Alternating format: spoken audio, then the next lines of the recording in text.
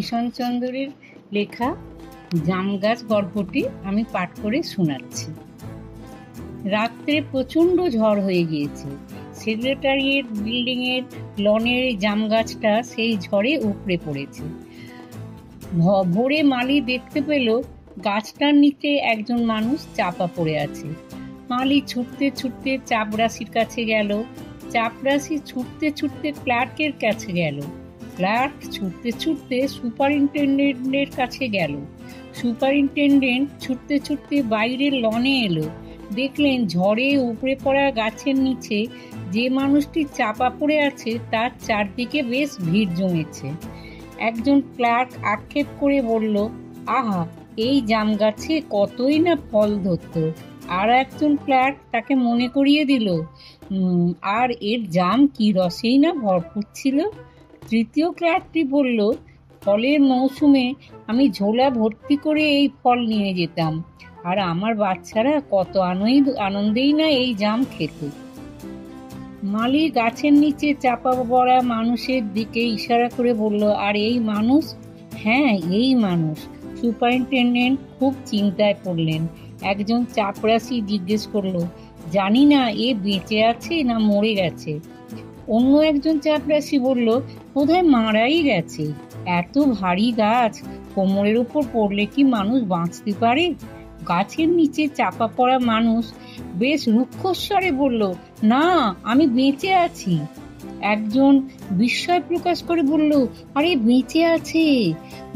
মালি প্রত্যেকের উদ্দেশ্যে বলল, গাছটিকে সরিয়ে মানুষটিকে এর নিচে থেকে তাড়াতাড়ি বের করতে হবে। একজন ফাঁকিবাজ হৃষ্টপুষ্ট চাপরাশি ভারিক্কি চালে বলল, মনে হচ্ছে ব্যাপারটা অত সোজা নয়, গাছের গুঁড়িটি বেশ ভারী হবে। মালি জিজ্ঞেস করলো, সোজা নয় কেন? সুপারিনটেন্ডেন্ট সাহেব যদি হুকুম দেন তবে আমরা 15-20 জন মালি, চাপরাশি আর ক্লার্ক মিলে গাছের নিচু থেকে মানুষটিকে অনায়াসে বের করতে পারি। বেশ কিছু ক্লার্ক মালিকের সমর্থন করে একসঙ্গে বলে উঠল, হ্যাঁ হ্যাঁ, মালি ঠিক বলেছে, আমরা তৈরি, হাত লাগাও। অনেকে গাছটিকে সরানোর জন্য প্রস্তুত হয়ে গেল। সুপারিনটেন্ডেন্ট হঠাৎ বাধা দিয়ে বললেন, দাঁড়াও দাঁড়াও, আমি আন্ডার সেক্রেটারির কাছে একবার জিজ্ঞেস করে আসি। সুপারিনটেন্ডেন্ট আন্ডার সেক্রেটারির কাছে গেলেন। আন্ডার সেক্রেটারি ডেপুটি সেক্রেটারির কাছে গেলেন। ডেপুটি সেক্রেটারি জয়েন্ট সেক্রেটারির কাছে গেলেন। জয়েন্ট সেক্রেটারি চিফ সেক্রেটারির কাছে গেলেন। চিফ সেক্রেটারি মিনিস্টারের কাছে গেলেন। মিনিস্টার চিফ সেক্রেটারিকে কিছু বললেন। চিফ সেক্রেটারি জয়েন্ট সেক্রেটারিকে কিছু বললেন। জয়েন্ট সেক্রেটারি ডেপুটি সেক্রেটারিকে কিছু বললেন। ডেপুটি সেক্রেটারি আন্ডার সেক্রেটারিকে কিছু বললেন। ফাইল চলতে লাগলো। এর মধ্যে অর্ধেক দিনও চলে গেল। দুপুরের লাঞ্চের পর সেই চাপা পড়া মানুষের চারদিকে আরো ভিড় বেড়ে গেল। নানা মানুষ নানা ধরনের কথা বলতে লাগলো। কিছু বিজ্ঞ ক্লার্ক নিজেরাই সমস্যার সমাধান বের করে ফেললো। বিনা হুকুমেই তখন তারা গাছ সরানোর পরিকল্পনা করছে। ঠিক তখনই সুপারিনটেন্ডেন্ট ফাইল নিয়ে ছুটতে ছুটতে হাজির হলেন। বললেন, আমরা এই গাছ আমাদের খেয়াল খুশি মতো এখান থেকে সরাতে পারবো না, কারণ আমরা বাণিজ্য দপ্তরের সঙ্গে যুক্ত, আর এই গাছ কৃষি দপ্তরের এখতিয়ারে। আমি এই ফাইল আর্জেন্ট মার্ক করে এখনই কৃষি দপ্তরে পাঠিয়ে দিচ্ছি। ওখান থেকে উত্তর আসার পর আমরা গাছ সরাবো। দ্বিতীয় দিন কৃষি বিভাগ থেকে উত্তর এলো, এই গাছ বাণিজ্য দপ্তরের লনে পড়েছে, সুতরাং এই গাছ সরানোর দায়িত্ব বাণিজ্য দপ্তরের। উত্তর পড়ে বাণিজ্য দপ্তর যার পরনায় চটে গেল। তারাও সঙ্গে সঙ্গে কড়া জবাব দিল, এই গাছ সরানো বা না সরানোর সম্পূর্ণ দায়িত্ব কৃষি দপ্তরের, বাণিজ্য দপ্তরের সঙ্গে এর কোনো সম্পর্ক নেই। পরের দিনও ফাইল চলতে আরম্ভ করলো। সন্ধ্যার সময় জবাব এলো, আমরা এই সমস্যা হর্টিকালচার ডিপার্টমেন্টে পাঠালাম, কারণ এ এক ফলদার গাছের ব্যাপার, এগ্রিকালচারাল ডিপার্টমেন্ট শাক সবজি এবং ক্ষেত খামার সম্পর্কিত সমস্যার সমাধান নিয়ে চিন্তাভাবনা করতে পারে। জাম গাছ ফল দেয়, সুতরাং এই ধরনের ফলদার গাছের ব্যাপার সম্পূর্ণভাবে হর্টিকালচার ডিপার্টমেন্টেরই অন্তর্গত। রাত্রে মালি চাপা পড়া মানুষটিকে ডাল ভাত খাওয়ালো। তার চারিদিকে পুলিশের কড়া পাহারা বসেছে। কোনো মানুষ যেন নিজের হাতে কানুন তুলে নিয়ে গাছ সরানোর চেষ্টা না করে। কিন্তু একজন পুলিশের চাপা পড়া মানুষটির প্রতি করুণা হয়। সে মালিকে খাওয়ানোর অনুমতি দেয়। মালি চাপা পড়া মানুষটিকে বলল, তোমার ফাইল চলছে, মনে হচ্ছে কালকের মধ্যেই একটা ফয়সলা হয়ে যাবে। চাপা পড়া মানুষটি মালির কথার কোনো জবাব দেয় না। মালি গাছটির দিকে খুব মনোযোগ দিয়ে দেখে বলল, ভাগ্যিস গাছটা তোমার কোমরের একদিকে পড়েছে, কোমরের মাঝখানে পড়লে তোমার সিদ্ধারা ভেঙে যেত। চাপা পড়া মানুষ কিছু মালির কথার কোনো জবাব দেওয়ার চেষ্টা করে না। মালি আবার বলল, তোমার যদি কোনো ওয়ারিশ থাকে তবে আমাকে তার ঠিকানা বলো, আমি তাকে খবর দেওয়ার চেষ্টা করব। চাপা পড়া মানুষটি অনেক কষ্টে মালিকে বলল, আমি নিজেই বেওয়ারিশ। মালি দুঃখ প্রকাশ করে চলে গেল। তৃতীয় দিন হর্টিকালচারাল ডিপার্টমেন্টে খুব কড়া এবং ব্যঙ্গপূর্ণ জবাব এলো। হর্টিকালচারাল ডিপার্টমেন্টের সেক্রেটারি সাহিত্য দরদি বলে পরিচিত ছিলেন। তিনি সাহিত্যিক ভাষায় লিখলেন, খুব আশ্চর্যের কথা, যখন সমগ্র দেশে আমরা বৃক্ষরোপণ করছি তখনই আমাদের দেশে এমনকি সরকারি আইন আছে যার বলে বৃক্ষ কাটা যায়, বিশেষ করে এমন এক বৃক্ষ যা ফল দেয়। আর এই বৃক্ষ হচ্ছে একটি জাম বৃক্ষ, যার ফল সবাই আনন্দের সঙ্গে আস্বাদন করে। আমাদের বিভাগ কোনো মতেই এই ধরনের ফলদার বৃক্ষকে কাটার অনুমতি দিতে পারে না। একজন রসিক মানুষ আফসোস করে বলল, এখন তবে কি করব, যদি গাছ কাটা না যায় তবে মানুষটিকে কেটে বের করাই হোক। সে সবাইকে তার প্রস্তাব বুঝিয়ে দিল। দেখুন, যদি মানুষটিকে এখান থেকে কাটা যায় তবে অর্ধেক মানুষ এদিকে বেরিয়ে আসবে আর অর্ধেক মানুষ ওই দিকে, আর গাছটিও যেমন কি তেমনই থাকবে। চাপা পড়া মানুষটি তার কথার প্রতিবাদ করে উঠল, কিন্তু আমি যে মারা যাব। একজন ক্লার্ক বলল, হ্যাঁ, এ কথাও ঠিক। মানুষটিকে কাটার জন্য যিনি নিপুণ যুক্তি হাজির করছিলেন তিনি সঙ্গে সঙ্গে বললেন, আপনি জানেন না আজকাল প্লাস্টিক সার্জারি কত উন্নতি সাধন করেছে। একে যদি দুখণ্ড করে কেটে বের করা যায় তবে প্লাস্টিক সার্জারি করে আবার জোড়া লাগানো যাবে। এইবার ফাইল মেডিকেল ডিপার্টমেন্টে পাঠানো হলো। মেডিকেল ডিপার্টমেন্ট সঙ্গে সঙ্গে অ্যাকশন নিল।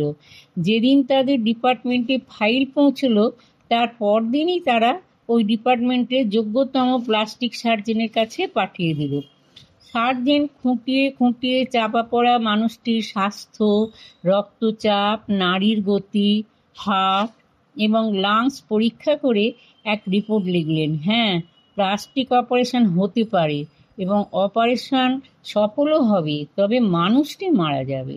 সুতরাং এই ফয়সলাও আর গ্রহণ করা হলো না। রাত্রে মালি চাপা পড়া মানুষটিকে খিচুড়ি খাওয়াতে খাওয়াতে বলল, তোমার ব্যাপারটি ওপর মহলে গিয়েছে। শুনেছি কালকেই সেক্রেটারিতে সমস্ত সেক্রেটারিদের মিটিং হবে। ওই মিটিংয়ে তোমার কেস রাখা হবে। মনে হচ্ছে সব ঠিক হয়ে যাবে।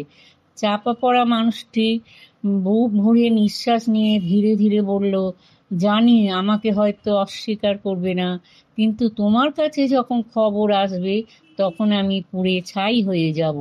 মালিক আচমকা তার ঠোঁটে আঙুল রেখে আশ্চর্য কণ্ঠে জিজ্ঞেস করলো, তুমি তুমি কি কবি? চাপা পড়া মানুষটি ধীরে ধীরে মাথা নাড়ল। পরের দিন মালি চাপরাশিকে বলল, চাপরাশি ক্লার্ককে বলল, ক্লার্ক হেড ক্লার্ককে বলল। কিছুক্ষণের মধ্যে সারা সেক্রেটারিয়েটে খবর উঠে গেল, চাপা পড়া মানুষটি একজন কবি আর দেখতে দেখতে কবিকে দেখার জন্য লোক ভেঙে পড়ল। এই খবর শহরেও পৌঁছে গেল। আর সন্ধ্যার মধ্যে শহরের অলিতে গলিতে যত কবি আছেন তারা এসে জমা হলেন। সেক্রেটারিয়েটের লন কবি আর কবিতে ভরে উঠল। চাপা পড়া মানুষটির চারদিকে কবি সম্মেলনের এক সুন্দর পরিবেশ তৈরি হয়ে গেল। সেক্রেটারিয়েটের কয়েকজন ক্লার্ক এবং আন্ডার সেক্রেটারি যারা সাহিত্য এবং কবিতার সঙ্গে যুক্ত ছিলেন তারাও এখানে এসে থেমে গেলেন।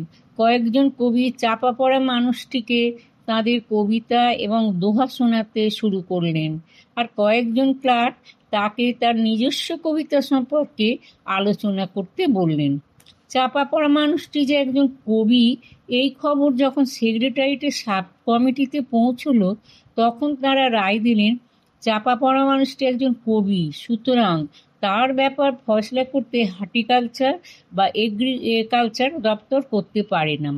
এ সম্পূর্ণভাবে কালচারাল বিভাগের ব্যাপার। কালচারাল বিভাগকে অনুরোধ করা হলো যত তাড়াতাড়ি সম্ভব হতভাগা কবিকে চাপা পড়া ফলদার গাছ থেকে মুক্ত করা হোক। ফাইল কালচারাল ডিপার্টমেন্টের এক বিভাগ থেকে আর এক বিভাগ ঘুরতে ঘুরতে সাহিত্য একাডেমি সেক্রেটারির হাতে এলো। বেচারা সেক্রেটারি ঠিক ওই সময়ই গাড়িতে করে সেক্রেটারিয়েটে এসে পৌঁছলেন এবং তিনি চাপা পড়া মানুষটির ইন্টারভিউ নিতে শুরু করলেন। তুমি কবি? সে জবাব দিল, আজ্ঞে হ্যাঁ। কোন নামে তুমি পরিচিত? ওস। ওস? সেক্রেটারি বিস্ময়ে চিৎকার করে উঠলেন, তুমি সেই ওস যার পদ্য সংগ্রহ ওসের ফুল নামে সম্প্রতি প্রকাশিত হয়েছে? চাপা পড়া মানুষটি রুক্ষ কণ্ঠে বলল, হ্যাঁ। সেক্রেটারি তাকে জিজ্ঞেস করলেন, তুমি কি আমাদের একাডেমির মেম্বার? না।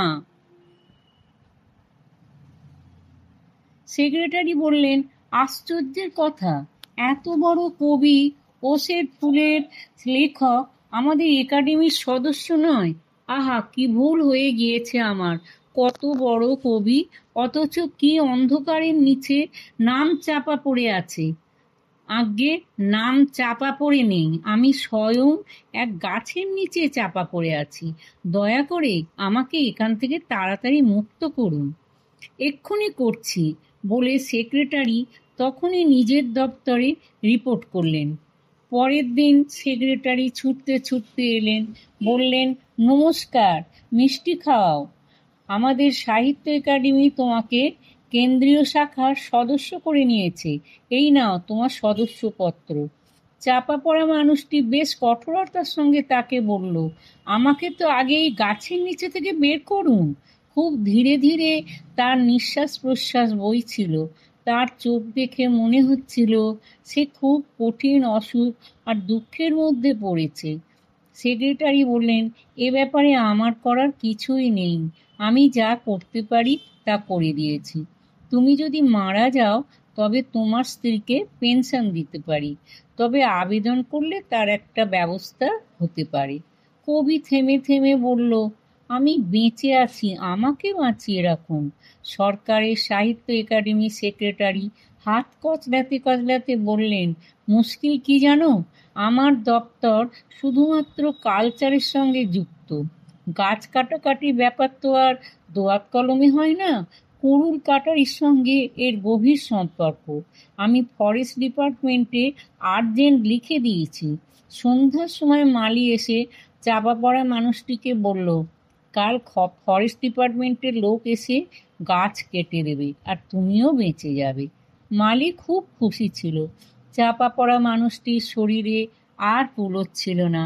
বাঁচার জন্যে আপ্রাণ সে যুঝে চলছিল। কাল ভোর পর্যন্ত যে কোনোভাবেই হোক কাল পর্যন্ত বেঁচে থাকতে হবে। পরের দিন ফরেস্ট ডিপার্টমেন্টের মানুষ যখন কুড়ুল কাটারি নিয়ে গাছ কাটতে কাটতে হাজির হলো তখন বৈদেশিক দপ্তর থেকে খবর এলো, গাছ কাটা বন্ধ রাখো, কারণ 10 বৎসর আগে পিটোনিয়ার প্রধানমন্ত্রী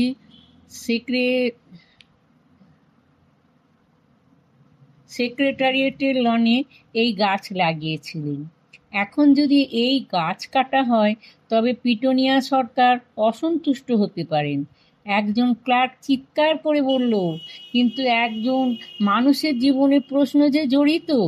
আর একজন ক্লার্ক অন্য ক্লার্কটিকে বলল, আরে এ যে দু দেশের সম্পর্কেরও প্রশ্ন। তুমি কি জানো না পিটোনিয়া সরকার আমাদের দেশকে কিভাবে সহযোগিতা করছে? আমরা কি বন্ধুত্বের জন্য একজন মানুষের জীবন উৎসর্গ করতে পারি না? কবির মরে যাওয়া উচিত। নিশ্চয়ই। আন্ডার সেক্রেটারি সুপারিনটেন্ডেন্টকে বললেন, আজ প্রধানমন্ত্রী সফর শেষ করে ফিরেছেন। বিকেল 4টে বৈদেশিক দপ্তর এই গাছ সম্পর্কিত ফাইল তার কাছে পেশ করবেন। উনি যা বলবেন তাই হবে। বিকেল 5টায় সেক্রেটারি স্বয়ং ফাইল নিয়ে হাজির হলেন। এই যে শুনছো? খুশিতে গদগদ তিনি ফাইল দোলাতে দোলাতে বললেন, প্রধানমন্ত্রী এই গাছ কাটার হুকুম দিয়েছেন। সমস্ত আন্তর্জাতিক দায় দায়িত্ব তিনি নিজের কাঁধে তুলে নিয়েছেন। কালই এই গাছ কাটা হবে, আর তুমিও এই সমস্যা থেকে বেঁচে যাবে। আরে শুনছো কি, আজ তোমার ফাইল পূর্ণ হয়ে গিয়েছে। কিছু কিন্তু কবির হাত ছিল বরফের মতো ঠান্ডা। চোখের তারা, শিরায় আর এক কি একসার পিঁপড়ে তার মুখের ভিতর ঢুকছিল। তার জীবনের ফাইলও পূর্ণ হয়ে গিয়েছে।